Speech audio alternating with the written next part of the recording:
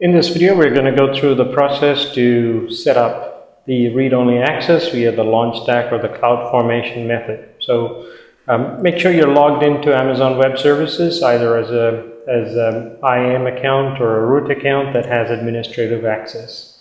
So now here you click on launch stack. It should open up another tab and take you to a screen, something similar to this. Click next. And this is a screen where you'll need the external ID. So come to this screen here and your unique external ID and click and place that here. Click next. This screen, there's nothing to be done. Just click next. Here you need to tick this box that says I acknowledge that AWS CloudFormation might create IAM resources, which this does. Click next. Then click refresh.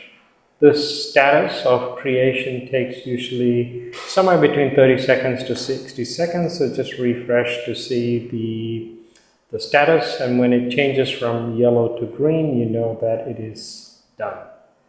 So we'll wait another 30 seconds or 10 more seconds. And it's done. So here you click on the stack name and look for the output stack. From here, you'll get the contents here.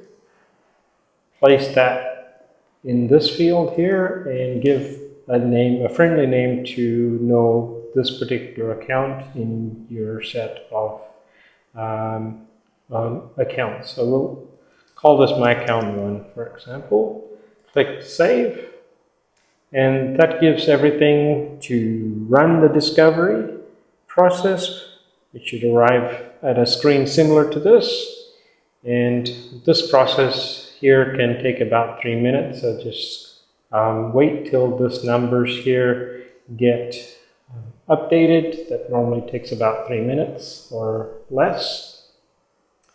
You can add any number of AWS accounts by here's the you can run another if you've got another AWS account, you can come back and do the same process or go through the manual process.